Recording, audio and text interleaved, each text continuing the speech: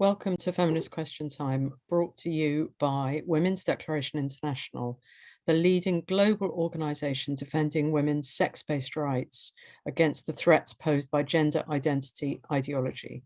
There's more information on the website womensdeclaration.com, where you'll find our Declaration on Women's Sex-Based Rights, which has been signed by 30,272 people from 157 countries and is supported by 420 organizations.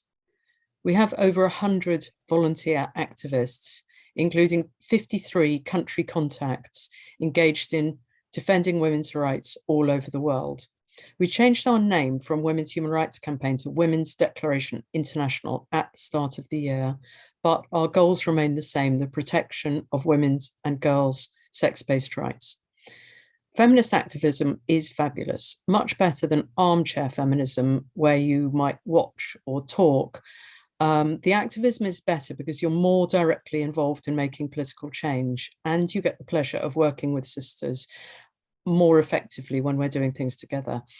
If you'd like to join us, please fill in the volunteer form on the website or email info@womensdeclaration.com. This week, we have Jihye from South Korea. She's going to talk about news from South Korea, women being pushed out of women's organizations.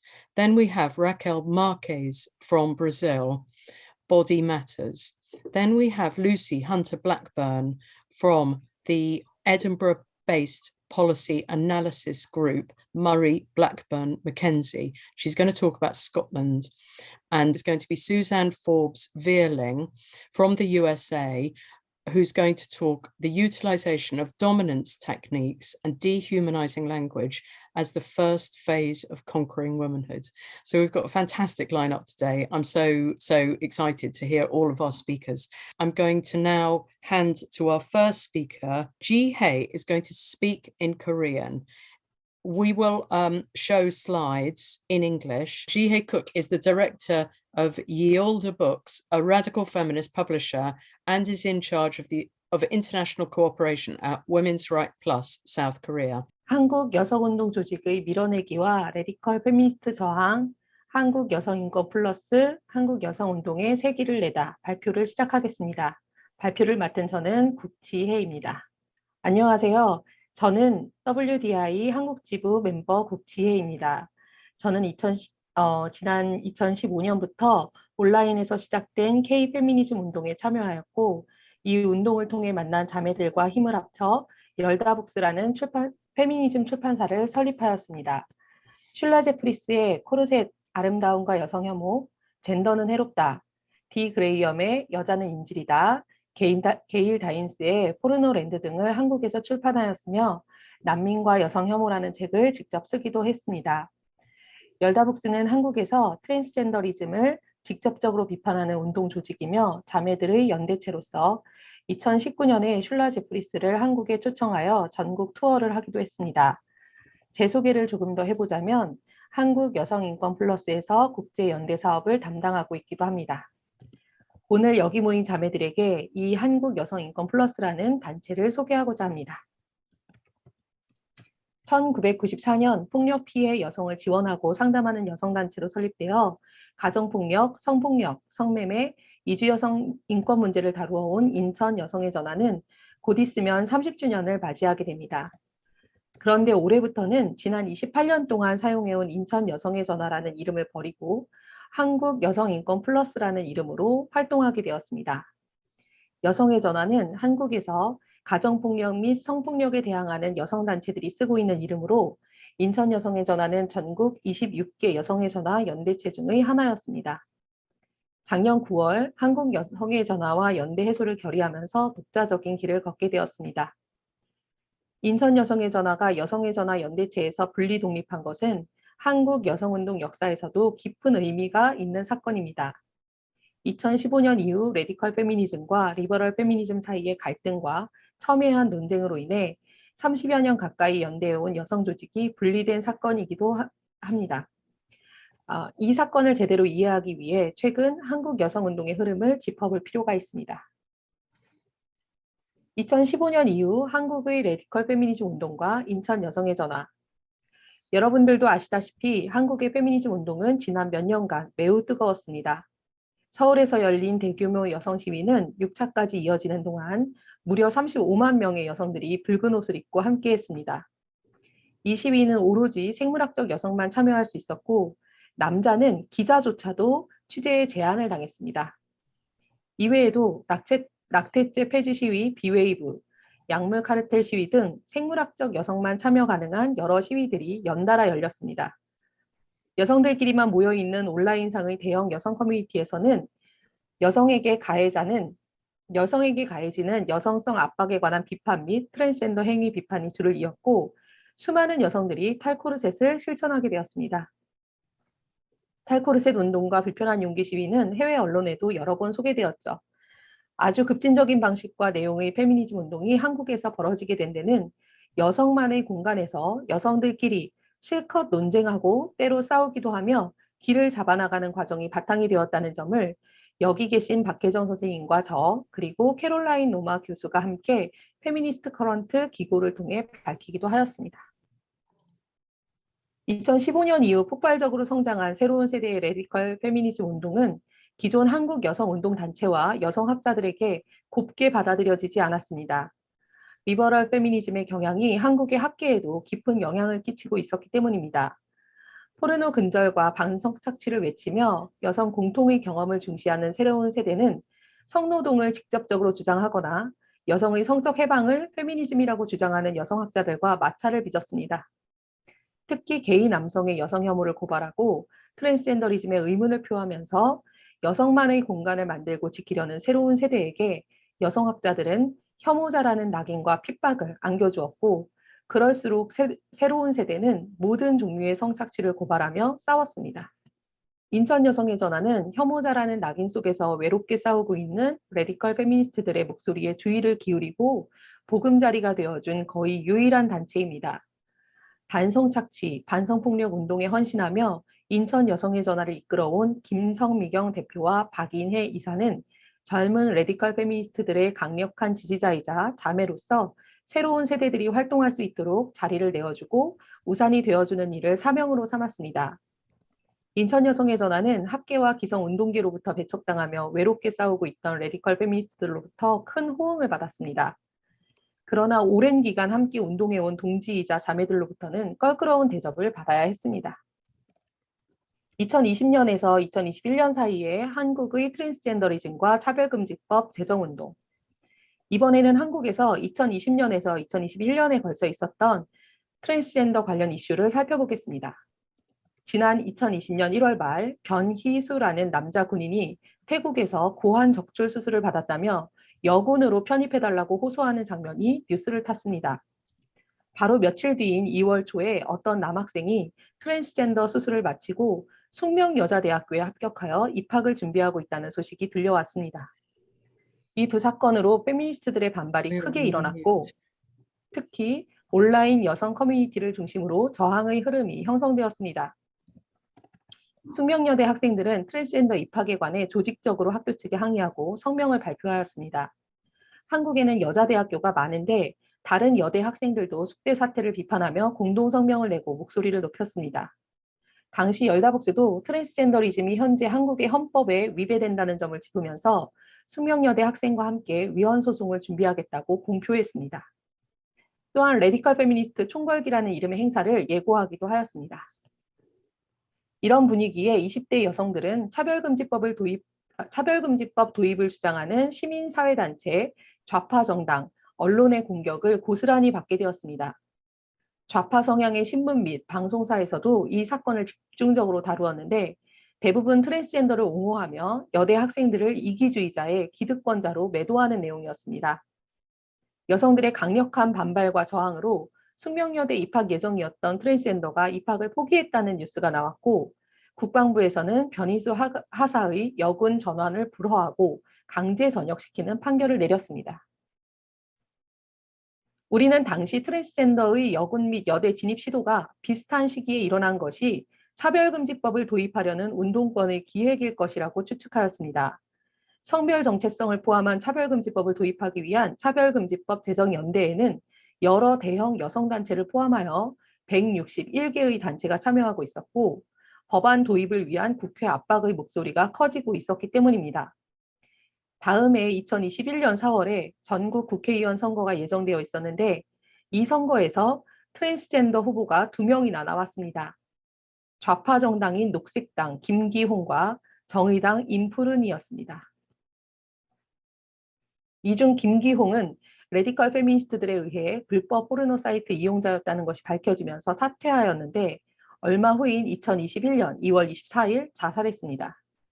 이로부터 약 열흘 뒤인 3월 3일에는 여군 진입에 실패하고 국방부를 상대로 소송을 하던 변희수가 스스로 목숨을 끊었다는 뉴스가 나왔습니다. 유명 트랜스젠더 2명이 연달아 자살한 이 사건으로 온라인에서는 추모의 물결이 일어났는데 그 와중에 리버럴 페미니스트와 좌파 남성들 일부가 레디컬 페미니스트를 살인자로 규정하며 분노를 쏟아냈습니다. 저는 저희 페이스북에 성기를 자른다고 여자가 되지 않으며 한 남자가 죽은 것일 뿐 그는 여자가 아니다. 개인의 신체와 정신을 심각하게 훼손하는 트랜스젠더리즘 때문에 2명의 남자가 죽었다라는 글을 썼는데 이로 인해 또 한 번 큰 공격을 받게 되었습니다.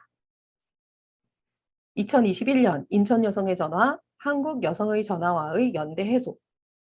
한국 여성의 전화가 오랜 눈엣가시였던 인천 여성의 전화에 압력을 가하기 시작한 것이 바로 이 사건 이후부터입니다. 한국 여성의 전화가 인천 여성의 전화에 요구한 것은 정회원인 저를 조직에서 내쫓으라는 것이었습니다. 여성의 전화 회원이 페이스북에서 트랜스젠더 혐오 발언을 하는 것을 두고 봐서는 안 된다는 것이었죠. 이에 인천 여성의 전화는 회원의 페이스북 글을 검열하여 탈퇴를 종용하거나 제명시키는 것은 유례없는 일이라고 반박했지만 한국 여성의 전화는 무리한 행정 절차를 밟아가며 인천 여성의 전화를 제명하려고 하였습니다. 한국 여성의 전화는 인천 여성의 전화가 단연간 같은 문제를 반복해왔다고 주장했는데 여기서 단연간의 문제란 다음과 같습니다. 2018년 1월 인천 여성의 전화 대표가 근본 없는 페미니즘 북콘서트의 사회를 맡아 새로운 여성운동가들의 말할 수 있는 공간을 확보해 준 점.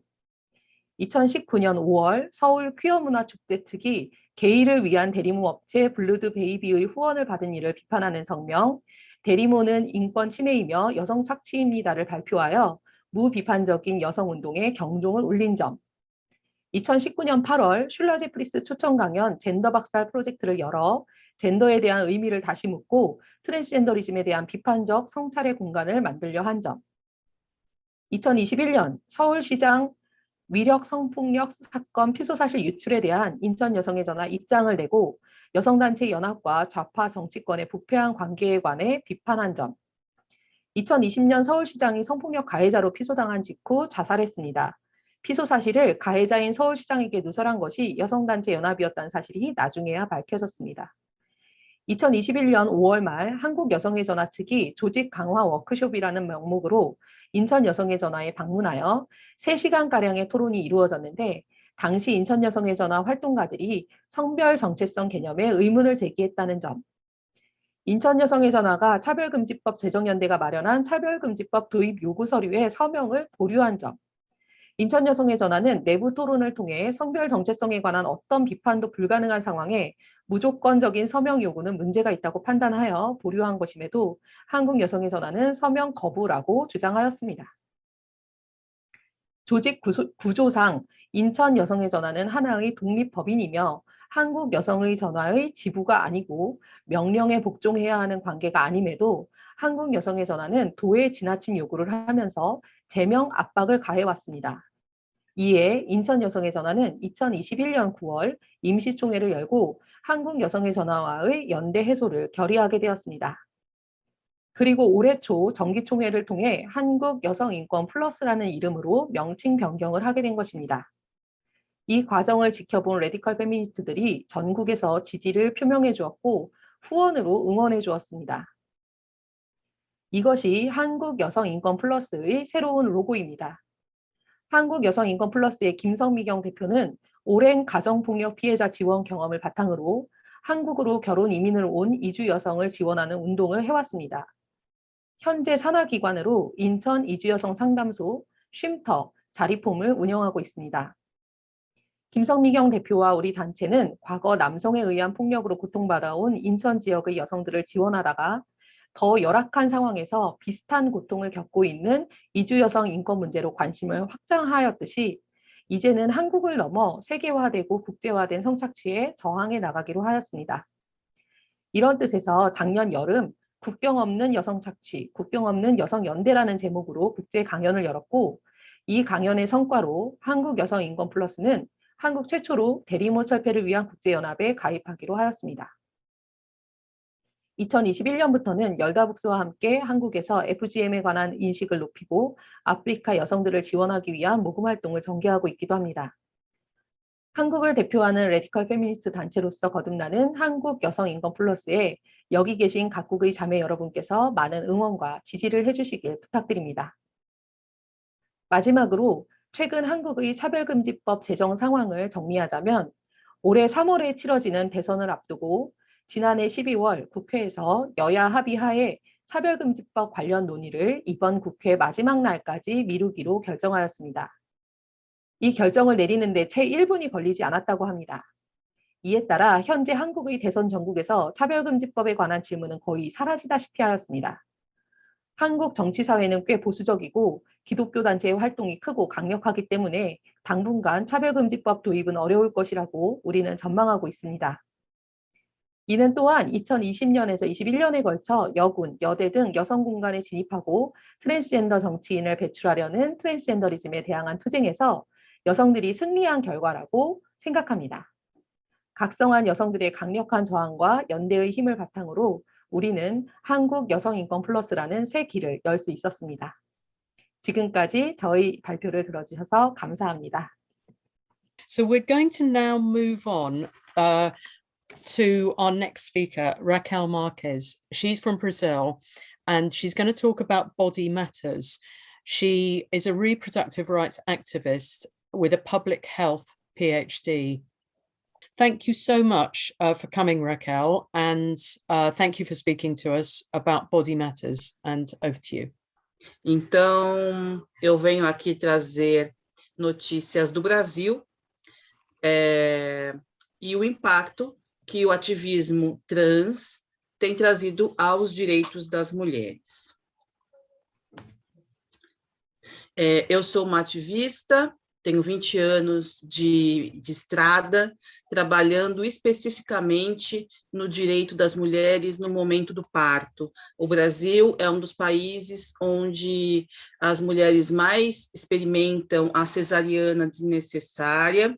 É um país onde há 10 anos, quando ainda não havia muita consciência sobre violência obstétrica, uma em cada 4 mulheres já diziam ter sofrido algum tipo de violência obstétrica no atendimento ao parto. Hoje, provavelmente, esse número seria muito maior. E é um país com altíssima mortalidade materna. Esses fatos me levaram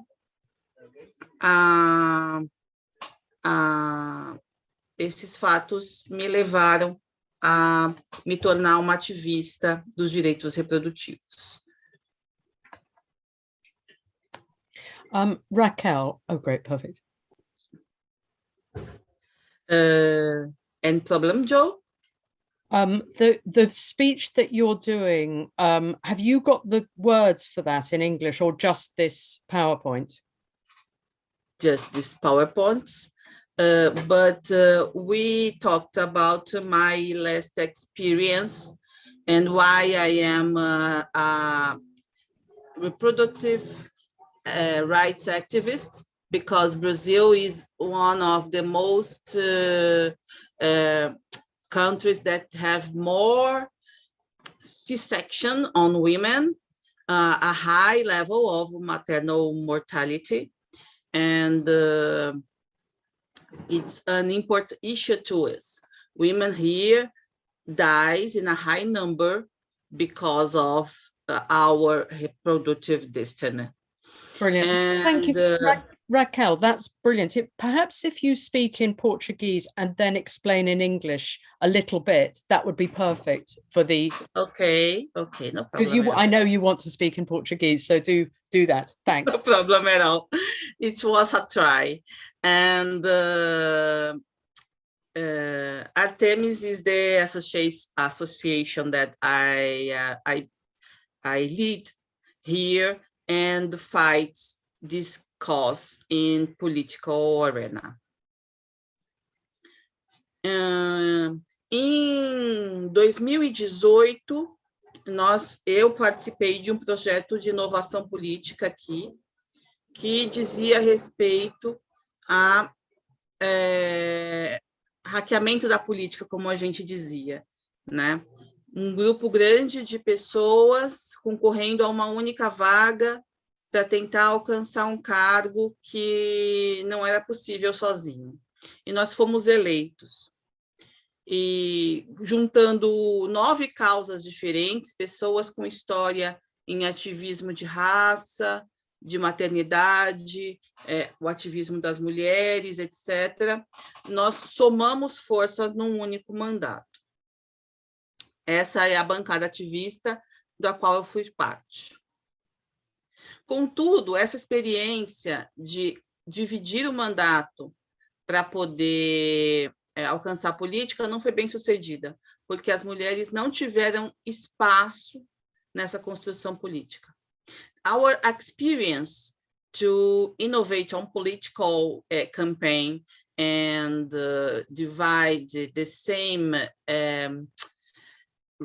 representative to 9 different causes was not well succeed, because women have never space in this bancada ativista, and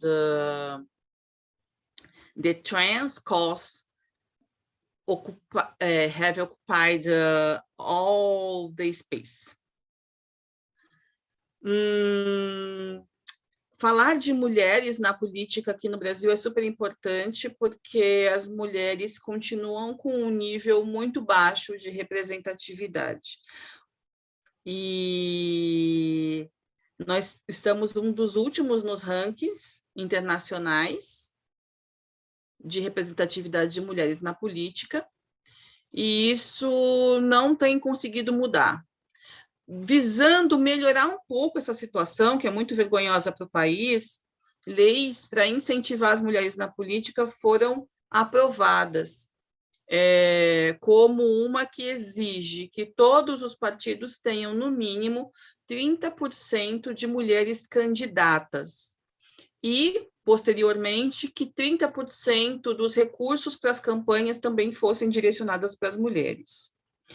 Antigamente, acontecia muito um fenômeno que nós chamávamos aqui de laranjas, mulheres laranja, que é o fato de os partidos não desenvolverem mulheres para serem candidatas e, na última hora, pedirem para que suas mães, suas esposas, suas filhas fossem candidatas simbólicas, para que os partidos pudessem comprovar que cumpriram a lei dos 30% de representatividade feminina nas campanhas.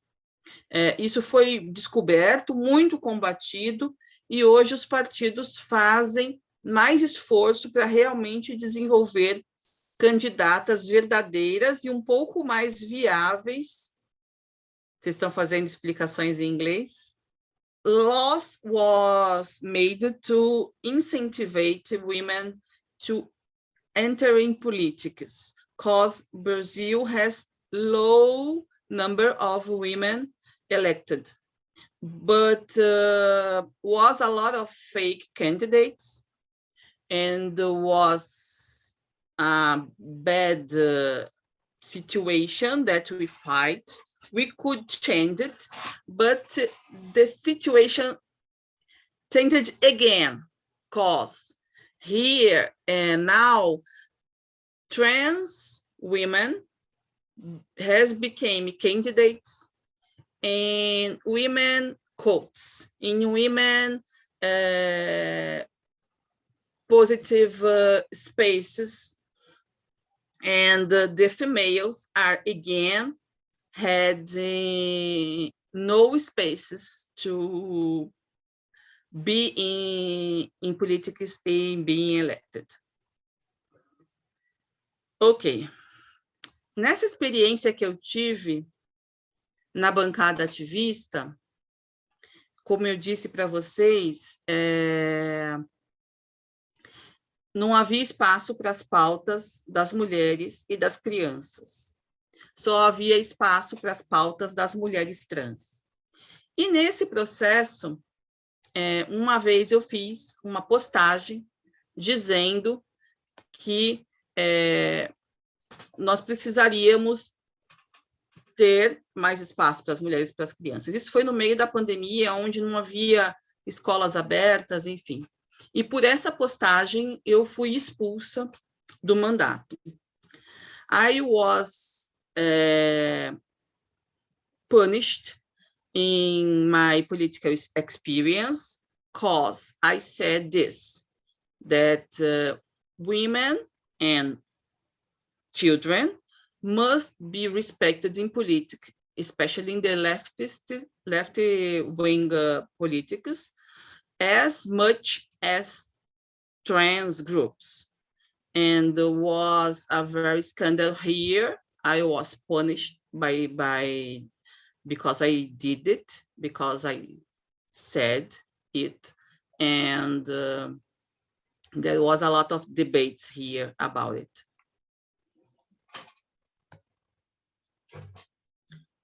A lot of journals talked about this.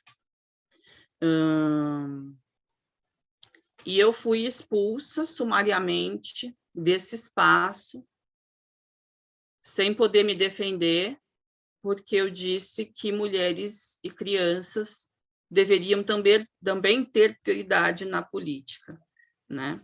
Naquela ocasião, nós estávamos debatendo um mês contra a transfobia, era o mês de fevereiro.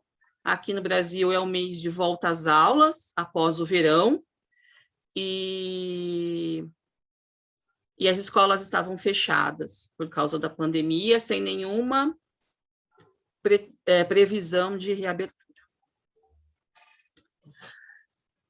No ano passado, in the last year, here in Brazil, a lot of candidates, trans candidates,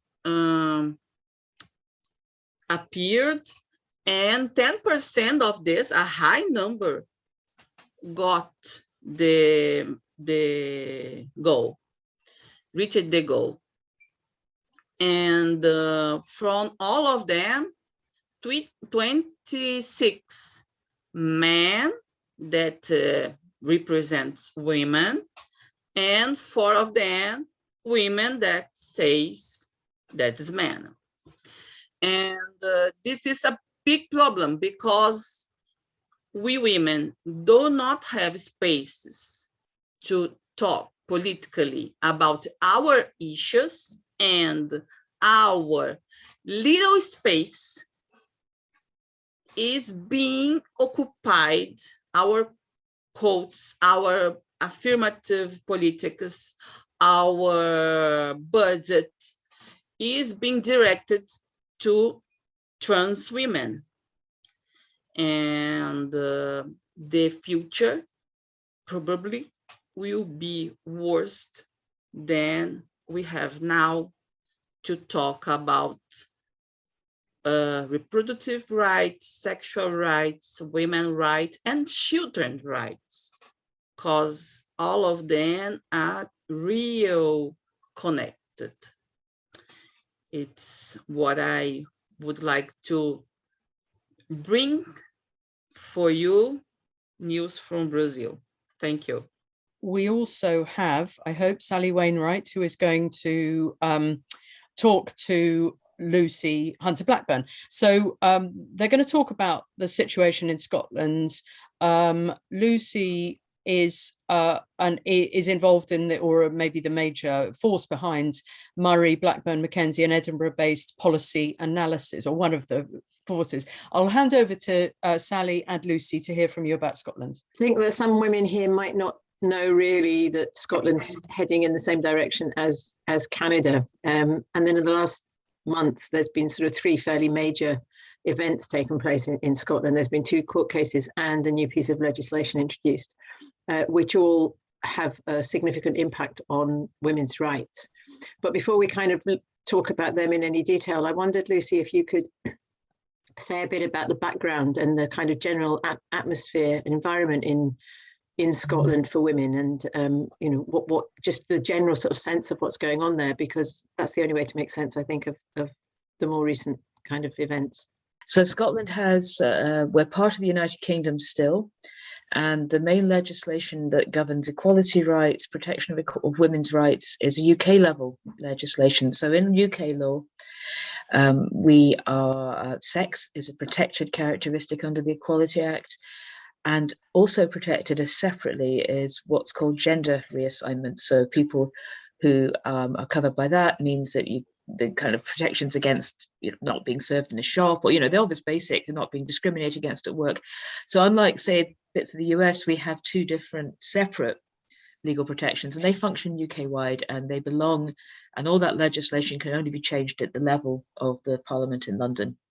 In Scotland, we have a separate devolved Parliament, and that has certain powers, and one of the powers it has, which it's never previously used and it's about to try and use, is to change the way in which people can change their sex in law effectively for legal purposes, a thing called the Gender Recognition Act. So again, at UK level, since 2004, we've had legislation which allows a very small, tightly defined group of people to change their birth certificates, but also to change their legal status for most purposes where sex matters. And the Scottish Parliament, that's a UK-wide piece of legislation. The Scottish Parliament wants to bring in new legislation that opens up that process to a much larger group based on self-declaration. So the background at this proposal has been rumbling around in Scotland now for 4 or 5 years. Over that time, women have become more and more organised, more and more up to speed, really, with the implications of all that. We've connected with people facing the same discussion in the rest of the UK. And the atmosphere has been, as it has everywhere where this comes up, it's never good. As is evident, we're part of an international position where whenever women want to talk about this stuff, we are demonized. I look forward to the next speaker. I'm sure we're going to all connect to a lot of what she's about to tell us. So the atmosphere has not been good at all. The women up here who've organized meetings, who are not myself and my colleagues, have been incredibly brave, but it's been hard, and we've had all the same stuff with demonstrations and vilification, including up to and inside our parliament. Well, I was thinking also about sort of the political situation, because we've got a government which is not just kind of theoretically committed to this, but that seem almost hysterical about it. I mean, it's one of the kind of major factors that they think, pieces of legislation that they're wanting to concentrate on at the moment, when there's so much else going on both in the rest of the world and in Scotland that some of us might think would be better to have precedents, really. And how did we get to this point? Well, that's a really interesting question. I think we're all asking, how has this become the flagship piece of legislation for our government now? It is a really interesting question. I don't think I can answer that, to be honest. What we do know is that in Scotland, we have a government which is run by the Scottish National Party, who are a pro-independence party, who've been in power since 2007. They don't have a majority in the parliament, but they've constructed one by going into a semi-coalition with the Green Party here. And on this subject, the Green Party and the Scottish National Party both feel very strongly. Well, I say the Scottish National Party feels very strongly, but actually the truth of the matter is that the really strong drive for this is coming from the very top of the party. It isn't completely unanimous. There's dissent in all the parties, actually, I think, in Scotland, one way or another. But the reason this is coming forward so forcefully now is that the First Minister of Scotland, Nicola Sturgeon, who characterised herself as a feminist to her fingertips, is fully signed up to this and has sort of identifies with this policy for reasons that, to be honest, we can all speculate about. But in the end, we have to live with the fact that's where we are. There's a huge political drive, and in government in Scotland, it has to be said, is very much her. We're very presidential, although we don't have a presidential system in practice in Scotland now. What the First Minister wants is what the government will do. If she doesn't want it, it won't happen. If she does want it, it will happen regardless. We don't have really a very functional system of sort of cabinet checks and balances. But we are beginning to see, which is interesting, on the backbenches of her party in the parliament, people beginning to find their voice, that they are not comfortable with the way this is being driven through. So, but that's very unusual. This is very rare to find a topic where her backbenchers are willing to speak up. So in that sense, we're in different territory from usual.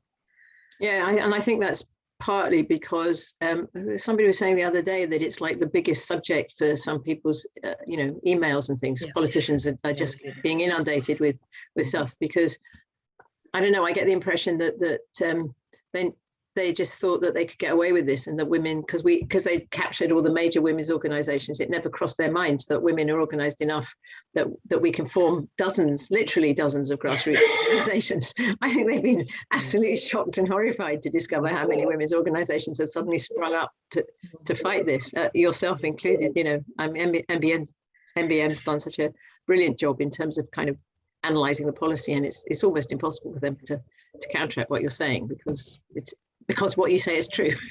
So I was wondering, in the last month, at the end of last month, there were two court cases. Well, they'd both been heard, but there were appeals against both of them that were, the judgments were issued within days of each other. And they were both about women's rights, and they came to slightly different conclusions, well, very different conclusions. I wonder, do you want to explain a little bit about the cases and what they were and what they said? Yeah, they're very important, because one of the ways that in the UK people are pushing back against what they found is a combination of sort of parliamentary political capture is the word that gets used. I think I'm going to use it. The sense that it's very hard to get yourself heard in government or in parliament. The last place that you're left with is courts, and in the courts things have been done. So in two cases that we've had, one actually connects with the previous speaker quite well. One, the Scottish government, the Scottish Parliament passed legislation in 2018, which was a 50% minimum women on public boards. So public bodies, big public bodies that have a board, a trust, a group of people who oversee them.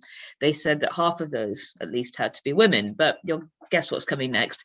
And they built into that women could include self-identity, anyone who said they lived as a woman, which was not defined, as you can imagine, in the legislation, because it never can be when people try to.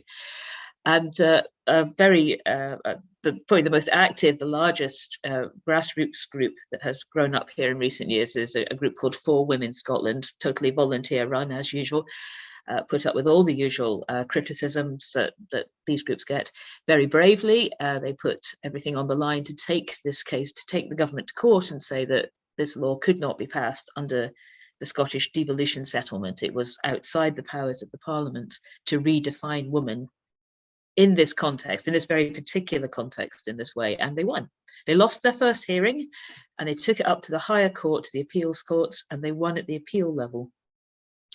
And the court decided, and this is hugely important for us, the court decided that the Scottish Parliament's powers here were limited by the definition of woman in the UK-wide Equality Act, and that was a biological decision. That sex in the Equality Act means biological females, and that's a really important finding, because we haven't had it codified, we haven't had a court hearing that pinned it down. It should hardly need pinning down, but of course we know it does. This case could still go up to a higher court. The Scottish government could appeal. It looks to me like a very tight judgment, hard to appeal, but we don't know. So it's not necessarily finished as a story, but it probably is. I won't tempt fate.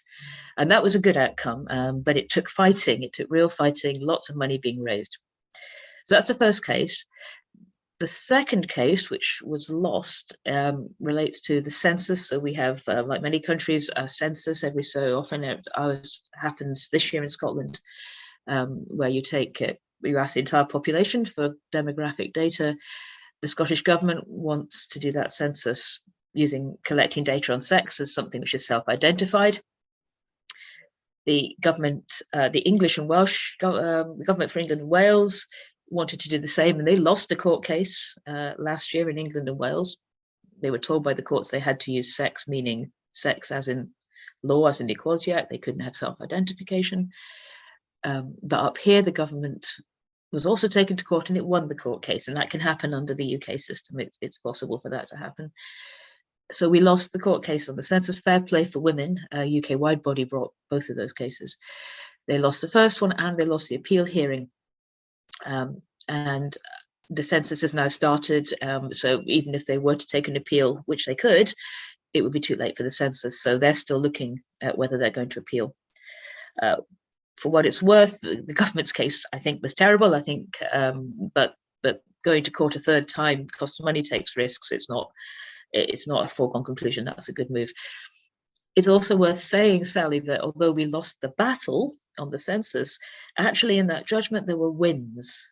And the win again was that though this court said that in this context, in the context of the census, the government could use self-identification, it also said if sex appears in the piece of law generally and it affects rights or status, if it matters, basically, if sex appears in law where it matters in a way to people, it should be biological sex. That was a big win.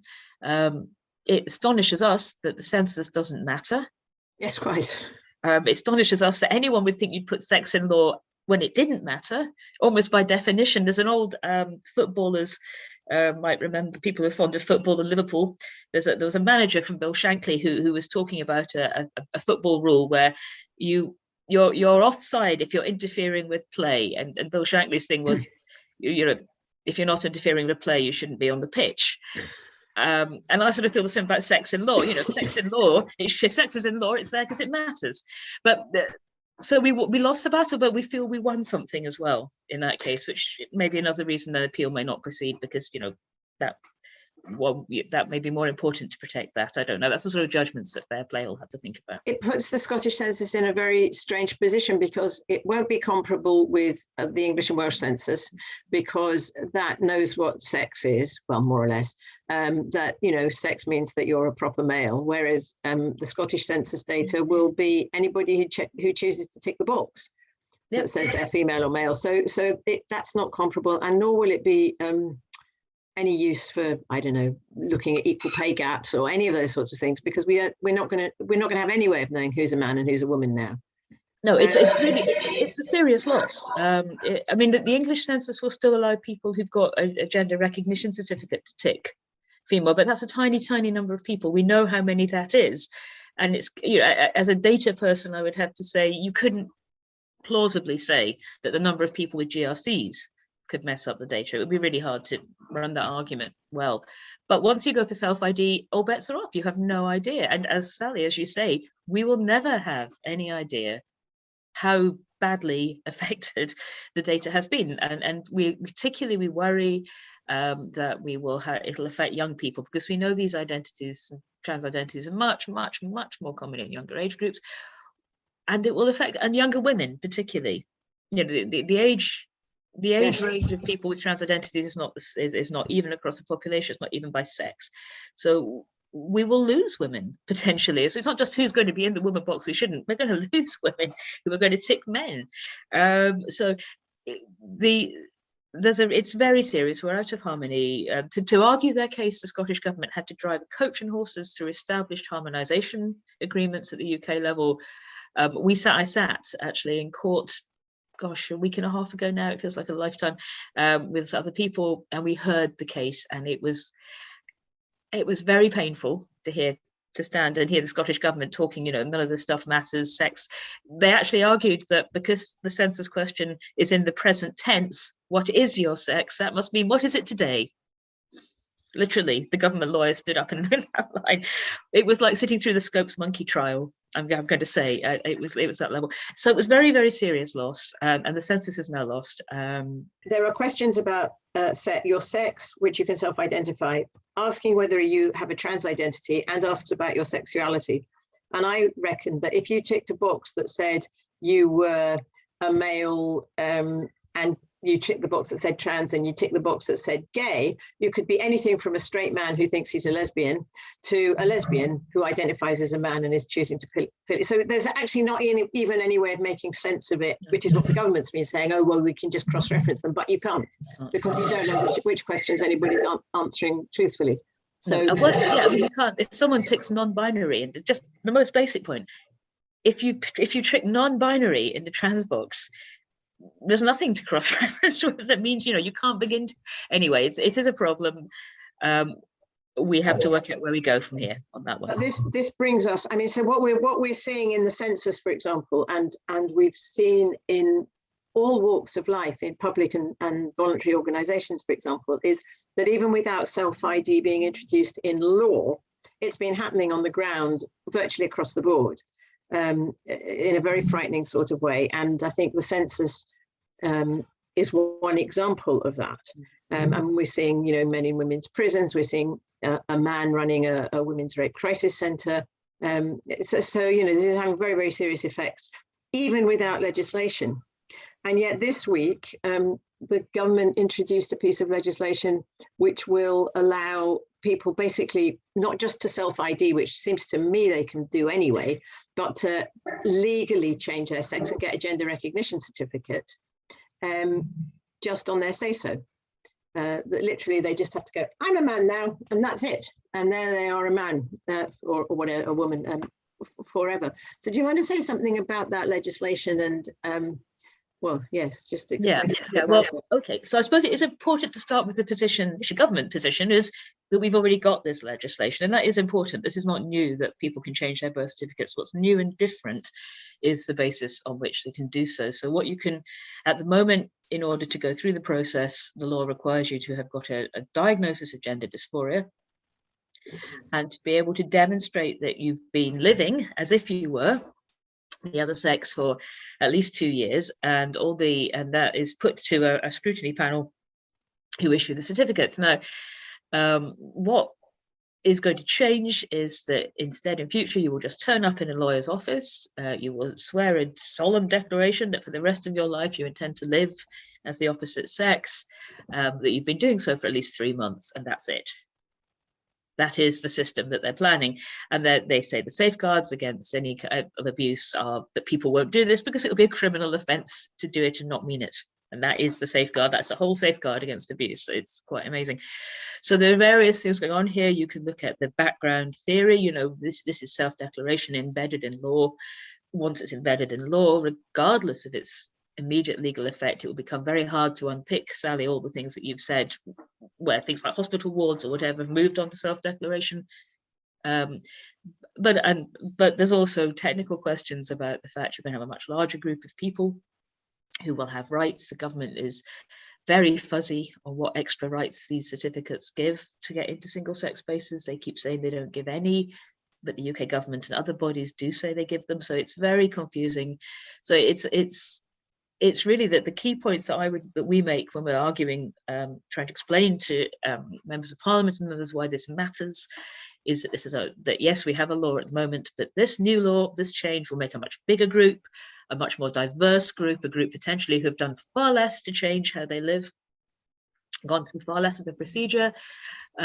The law doesn't require you at the moment to have surgery, but nevertheless, that kind of that difference between having to say you've done it for 2 years, you've got a diagnosis, you're moving to a much bigger, diverse group, and that group, we think, will acquire new rights to enter single-sex spaces that they can defend in the courts if they are challenged. That's the key point. And that the government hasn't thought about both that generally and also about the way in which the system is also separately open to abuse by people who just rock up and want to abuse it. The government incredibly naive and incredibly, what's I'm looking for, complacent about the scope for abuse, is our view. So that's where we are. The legislation was introduced into Parliament on Thursday, just 2 days ago, looking exactly the same as it did last time they ever consulted on it. They've listened to nothing. They have taken nothing on board they talk about having had 2 big consultations, but they have taken absolutely nothing on board from those of any seriousness. However, Sally, there is one good thing. Shall I talk about the good thing? Please, let's have some good news. There is a really good thing here, and I do want people to take this away.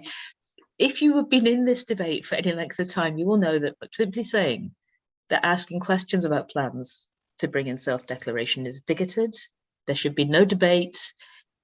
Any debate is questioning people's existence. All these very strong hyperbolic lines that we must not ask questions. In Thursday's debate, first of all, it's important to say that the minister had to stand up and give a statement to Parliament about what they were doing. But this is not normal. Normally, governments introduce a bill, they just slap down a piece of paper and it starts trundling through the system. She felt that she had to stand up and give a statement and answer questions. Now, that's important. That would not have happened. That was not the plan. But it is a shame that it was full of fantasy. No, but it was there, and yes, it was. This don't ever not notice what's been achieved. It's easy sometimes to see the huge mountain ahead, but we've come a way up.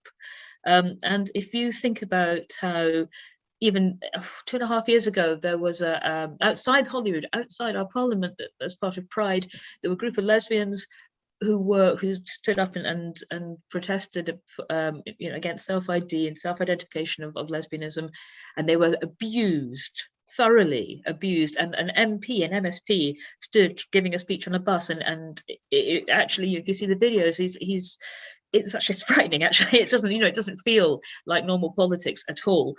It spoke in a way that encouraged the abuse and of those women, and then on Thursday, MSPs from all parties, all of them stood up and said, yes, this is serious legislation and we must debate it, and we must be allowed to debate it. And the minister, although I disagree very deeply with what she's trying to do in terms of how she's doing it, is she felt she had to say, everyone has to, we have to have a right to speak here. It's worth noticing, those of you who are in Scotland or in the UK who are used to watching how this goes, it's worth noticing that was not what you were seeing 2.5 years ago when this issue came up.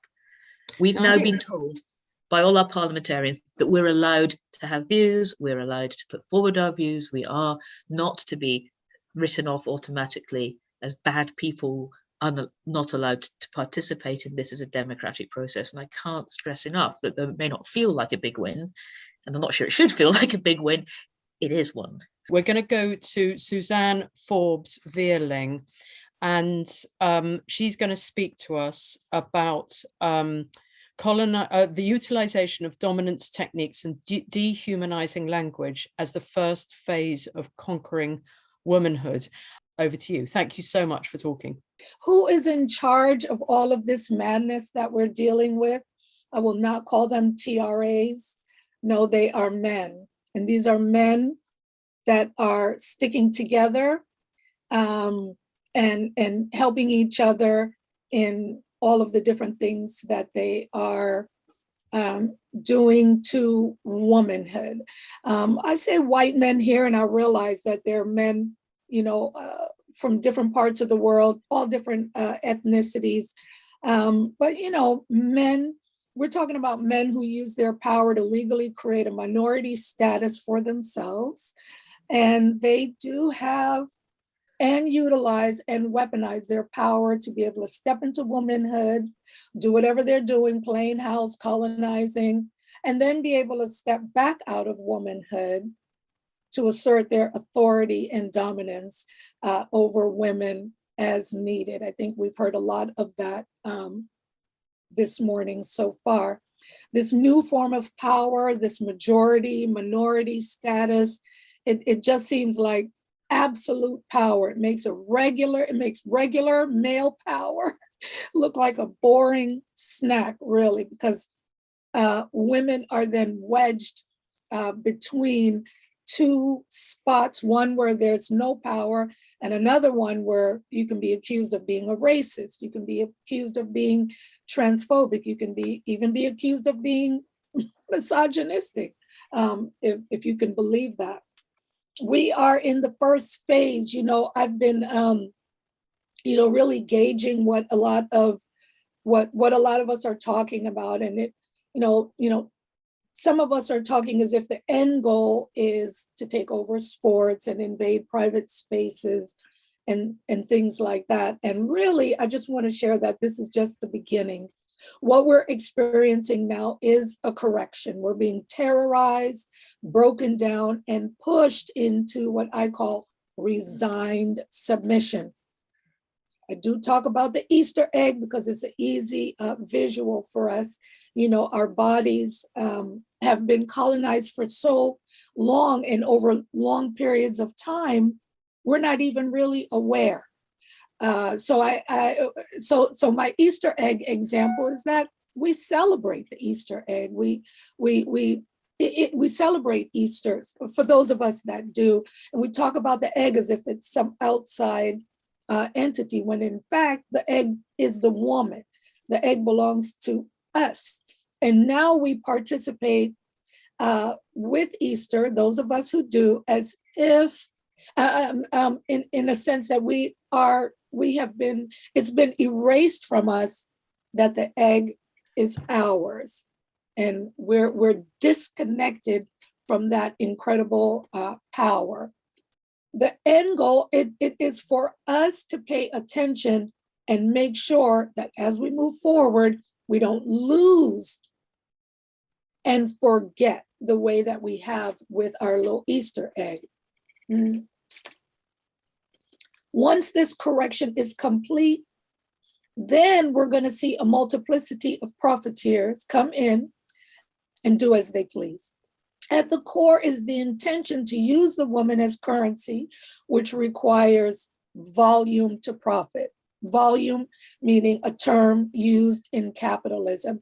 And in all ways that women have been exploited, it requires volume.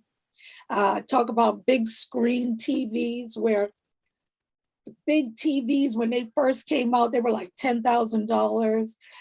And after a while, investors put their money together to be able to mass produce the big screen TVs. And now they're down at a price where most people, the vast majority of people, can afford one because the pricing comes down from volume. Prostitution, foster care, surrogacy, gender surgery, and all of that, egg harvesting, all of that requires volume. And this is what men are looking at. This is what investors are looking at post-correction. I want to talk about Africa and how Africa was conquered and how African-American women were used during a time of chattel slavery all the way through to today. And it serves as a template for what we are in the middle of and going to experience. You know, in 1884, Europe decided to just take Africa, just as today laws, especially what was just described, are quote unquote taking the woman. Africa had no allies, just like today. It feels as if the woman has no allies. Why is this happening? Every business entity had something to gain by piling onto Africa. Just like today, many business entities, science, research, academia, et cetera, they see the benefits of piling on against womanhood. Everyone seemingly has something to gain by the woman being dismantled for use a la carte. The shipbuilders, scientists, journalists, churches, slave brokers, bankers, and investors in the conquering of yesterday's new worlds are today's psychological associations, political forces, sports, research, biotech, biopharma, porn, prostitution, foster care, public and private prisons, the nonprofit industrial complex, and pedophile associations are in the conquering of womanhood. Business entities of yesterday, business entities of today is the exact same pattern where everyone has or wants skin in the game. And so that is one of the main reasons for the silence around our cries with what is going on. The Black woman was then taken as a spoil of war from Africa, brought throughout the Americas and the Caribbean.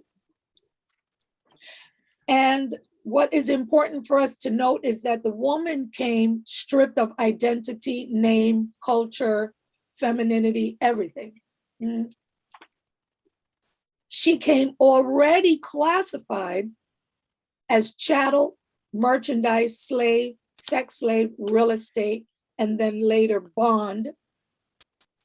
And believe it or not, children were considered compounded interest. Thomas Jefferson had calculated that each child brought 4% interest, and then that interest was compounded. And he was able to predict and do quite a bit and teach people about this 4% thing with Black children. It's just unbelievable. And those techniques and those ways to predict profit and to predict growth are still used today.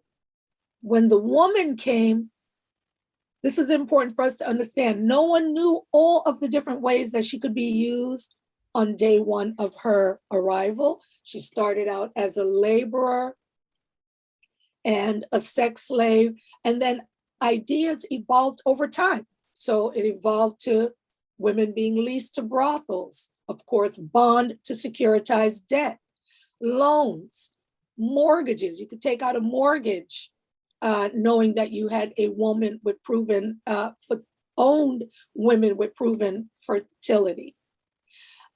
Lactation slavery, the infamous birthing body comment that we hear so frequently, to be able to produce children, and not only for all of the banking techniques and models around debt and bond, but also for open sales on the auction block. Medical experimentation that led to biotech and the life sciences boom.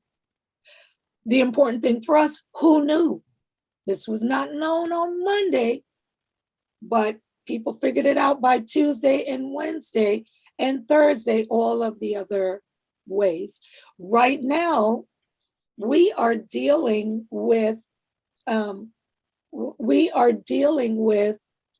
what is right in front of us, and we're fighting for what's right in front of us. And then there's going to be a day after that. It's not the easiest thing to do, but I think that is very important for us to pay attention to now. I talked about this already from a historian, Joshua Rothman, but a lot of historians, bankers, investors understand what chattel slavery and the Black woman's womb did for our current economy with debt, banking, investments, and so forth. Moving forward, it seems like, okay, well, slavery's over. Why she's talking about that? But the reality is nothing changes without awareness. And Black women today, the evolution from slavery to now, while 6% of the population in the United States is African-American females, right? We're about 13, 14% of the population, kind of, sort of, but really Black women are about 6 to 7% of the American population. We are grossly overrepresented in all systems that are federally funded in the billions. So you have Black girls that are 20 to 80% of the foster care system, or Black children. Black girls are 40% of human trafficking victims, 40% of the homeless population, 40% of special education, 40% of juvenile and adult female incarcerated populations. Everything that I just mentioned is funded in the billions. And those billions in funding that is moved from the federal budget to each county, and all of that materializes in jobs, careers, pensions. Taxes are paid, including property taxes. Money starts circulating in the communities. In some counties, these jobs exist due to almost a full 100% of Black women and children layered in multiple systems, to where their trauma and poverty and suffering and whatever is primary economic anchors of communities, wherein everybody else benefits. This is one of the ways that Black women are oppressed as a sex-based class, is via institutions. So it's hard to see it, but just know that is an evolution from chattel slavery, and all things were just reconfigured to continue benefiting in some way, some shape or form off of this population. And I know I'm preaching to the choir. In print and against our will, we're being called vulva havers, front holes, Black birthing bodies, vaginal receptacles, bleeders, breeders, sluts. Now, thank you to the British Psychological Society, and gestational carriers. If we do not comply with these dehumanizing terms, we are deemed to be violating the rights of minorities and punished by the male power structure, who is the majority. So it's a double whammy.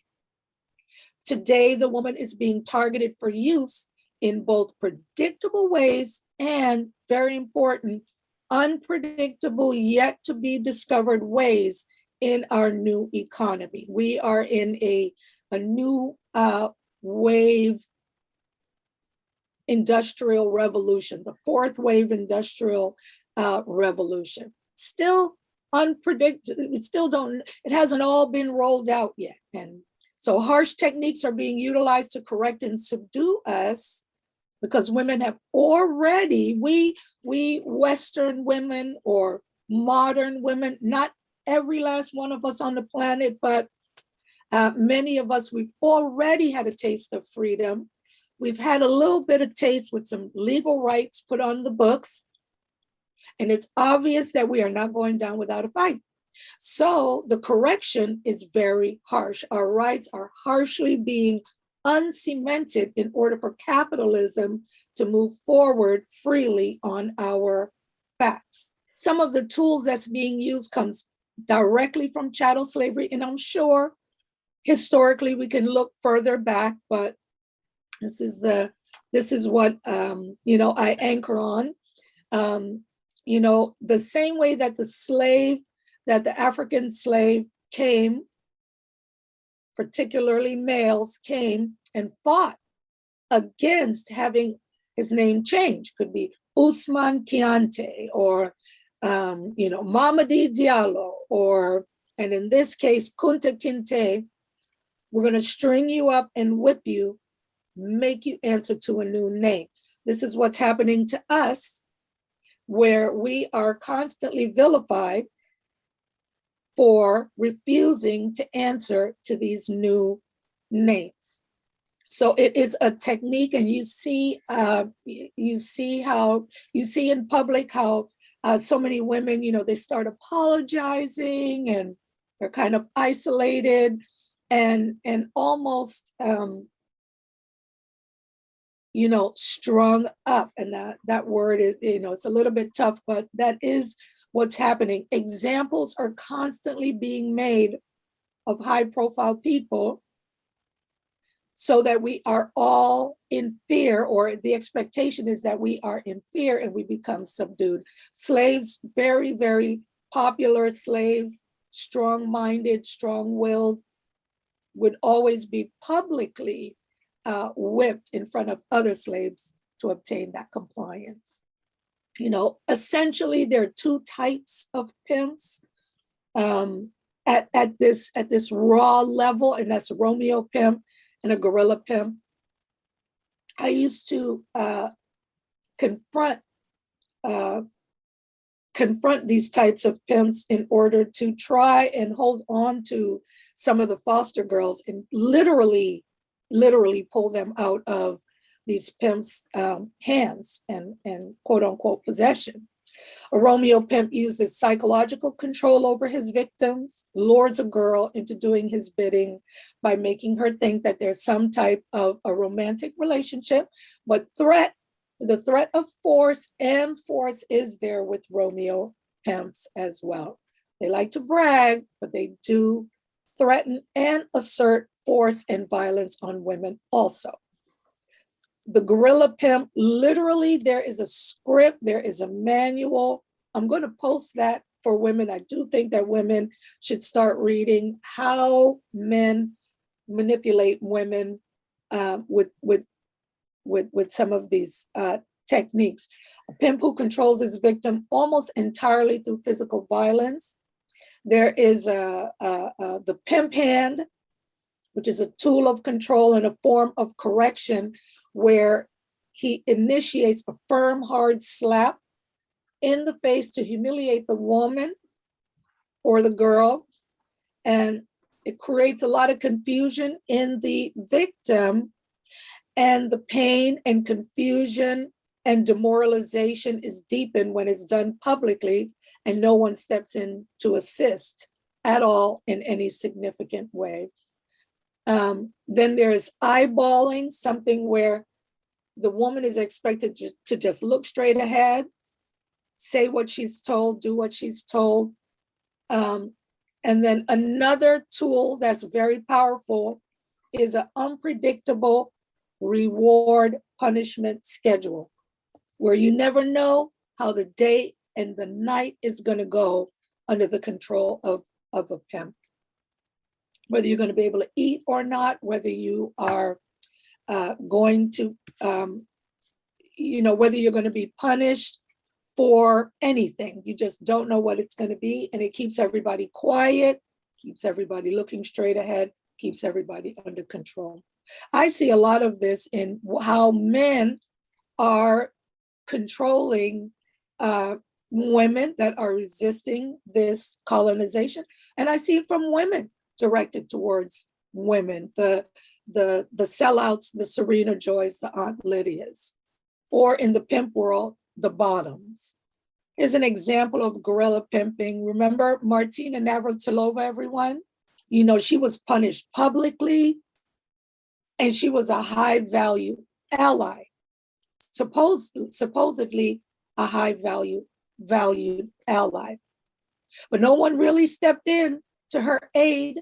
She was stripped of awards, and she was strung up and flogged into silence and a little bit of compliance. So you would say she got the guerrilla pimp hand, a hard strike, and is an unpredictable punishment reward schedule, because she is supposed to be someone that's an ally. She is someone that produces or did produce for these individuals who feel like they're women. And it was all out in public, even though everyone couldn't stand it. It just happened. And so she had no choice but to go into compliance, and it made other women come down and quiet down a little bit. Here's an example of Romeo pimping. It's more, I don't know if everybody saw this article that came out, and I want you to look at the title. What if women never had to give birth again? So it's this nice, soft, and gentle way of telling women, look what we're doing for you. This is for you. This is for your convenience. This is how much we value you. We're doing this for you. So it's a soft touch towards women. And it's a selling to women to massage women into acceptance, feigning convenience, and feigning chivalry. But then the real game is really a pitch to guarantee investors a profit. All profits off of a woman, like I said earlier, is volume-based. So on Twitter, there were scientists who are asking for funding, saying, hey, I want to get it out to venture capitalists. And some of the ones that were trying to do a pitch were women, to try and get investors to bring this forward and start getting it, quote unquote, in production.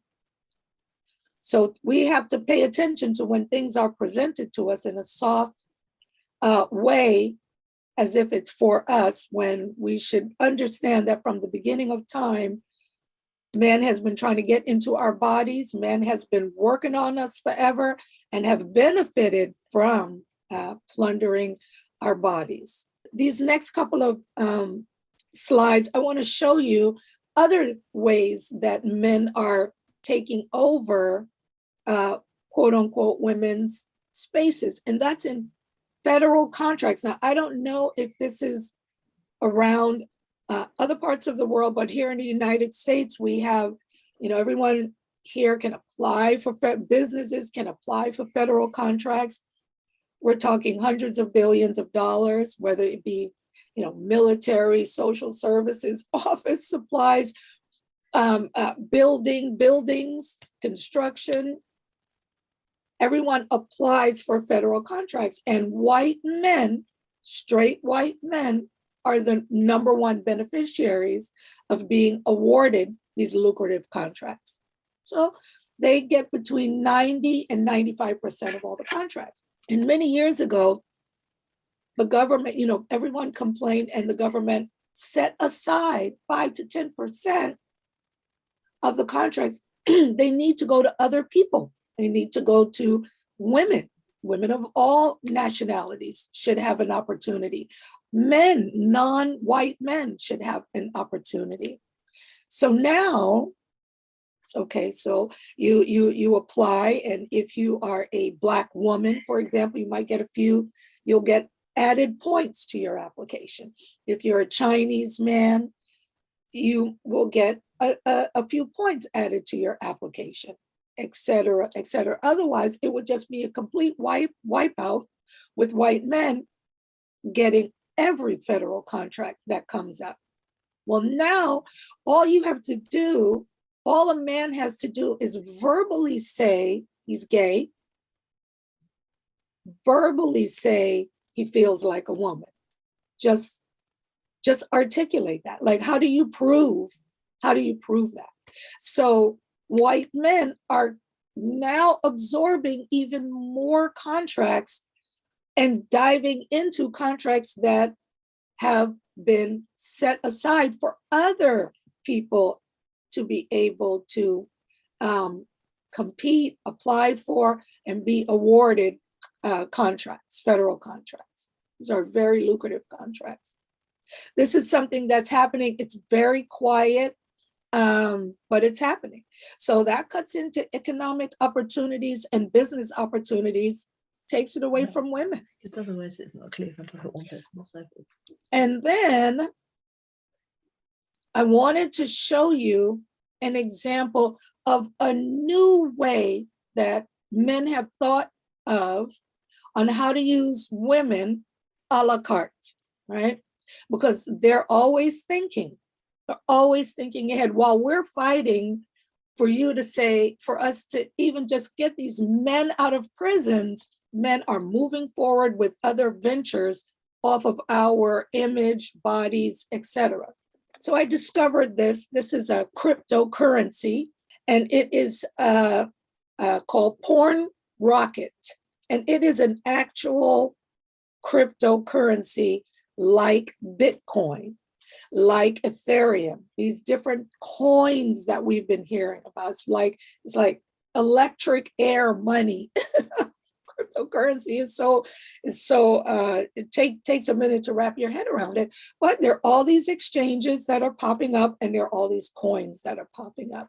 So if you look over where it says Bitmart Exchange, this is a cryptocurrency trading platform it is the cryptocurrency equivalent of the NASDAQ or the New York Stock Exchange.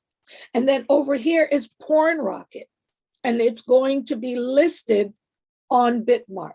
the content of Porn Rocket is pornography. So a penny is made of copper, and this cryptocurrency is made of women.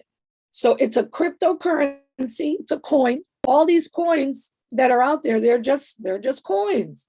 Well, these people decided to add women in pornography to the coin. Like you could buy gold. Well, what's the asset? Well, it's gold. You can buy Apple. Well, what's the asset? Phones and iPads and such. Now you have this coin and the asset is pornography. And so they're adding women, everyday women come on board, and they're trying to take over OnlyFans. I just wanted you to see this because we're going to see more and more ways of how to use women, the image of women, and so forth. We already got the old school stuff that we're still fighting, but then new things come through all the time. Men are always thinking. As you can see, there's already been analysis made of it, and there's a chart that's tracking it. All the men in Porn Rocket on their Twitter and on Bitmart, they're all excited because they feel like, this is something, it's got some teeth to it, and so forth. And then just in conclusion, I just want to leave everybody with restating that we are in a correction phase. This is not the end. There are more things out there. What we've been experiencing is just, obviously very shocking. It's very in our face. It's very primal. It's very real. We're all upset about our sisters that are incarcerated. We're so upset about the loss of all our spaces of sports and things like that. And other things are coming in. We are in the early phase of this new economy, and it is clear that capitalists are gunning for women and children to be economic anchors. Men are always thinking how to use a woman. They stay ahead. And I think that we need to think through new strategies of resistance, including political organizing, weaponizing our vote, using our vote as equity and power if we can do it, depending on where we are in the world. But I think that we need to start having proactive conversations along with all of our fight and our resistance for, in fighting all of this. And I know that it's not the easiest thing to do, but I think we need to set aside some space to talk about the future, the post-correction phase, so that we can be ready for it, or at least cut it off.